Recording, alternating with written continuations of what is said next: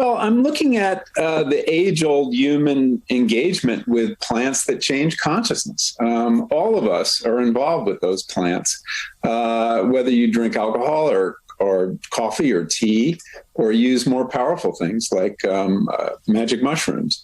And this is an innate human drive. We all have it. It's kind of curious that we do. But we want to change consciousness, and we need to accept that as just part of our humanity, rather than go to war against that urge, which we've been doing for at least 50 years. What does it mean when people say they want to raise or deepen their consciousness? And how much of that do you see as what you call plants as a method or a shortcut as compared to other activities that people feel don't involve reaching for that stimuli? Yeah, I mean, there are other ways to change consciousness. People do it through meditation, through extreme sports, fasting. There are many other modalities that do it. But the easiest, quickest way has been engaging with these mushrooms or fungus or plants.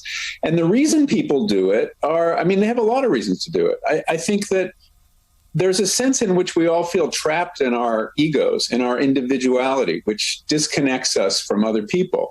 And we do these things often to connect with other people, to lower the barriers of ego and feel more social. And alcohol does that, obviously. It's used to lubricate social situations, right? I mean, at the right dose. And too much, it has the opposite effect.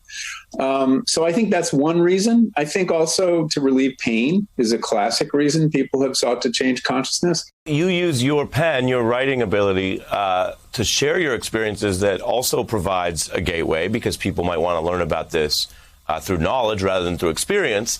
But again, you're doing that kind of bluntly and without stigma. So I want to read a little bit from the book where you talk about mescaline, and you say, well, go ahead. Why are you laughing? No, I mean, it's true. Self-experimentation. I do immersive journalism. So if I'm going to write about psychedelics, I'm going to try them and see what it's like from inside. And in the case of caffeine, I'm going to try giving it up to see what that's like. But anyway, please go ahead and read. Well, Michael, that's why those of us who are familiar with your work, we hope that if you ever decide to write about death, you only do it at the very end of your life. Thank you, Harry. That's some very good advice. So reading from your experience here that you share about mescaline, you say, to say mescaline immersed me in the present moment doesn't quite do it. I wondered if perhaps I'd found a hidden path out of the labyrinth of anxiety in which the virus and the fires had trapped us.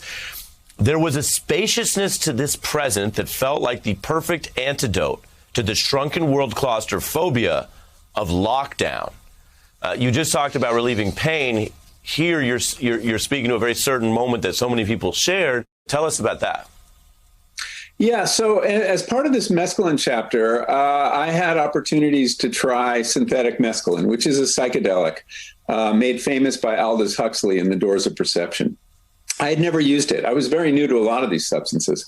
And I thought of it as kind of an escape from the world we found ourselves in, we still find ourselves in under lockdown, and a relief of claustrophobia. A lot of psychedelics take you to another world. I mean, there's a reason they're called trips, that you enter some new dimension, or you have this sense of entering the past or the future, or whatever it is. But mescaline surprised me in that it didn't take me anywhere. There were no hallucinations. What there was this intense immersion in the present moment, in the here and now. I could stare at a bowl of apricots for like an hour. There was so much going on.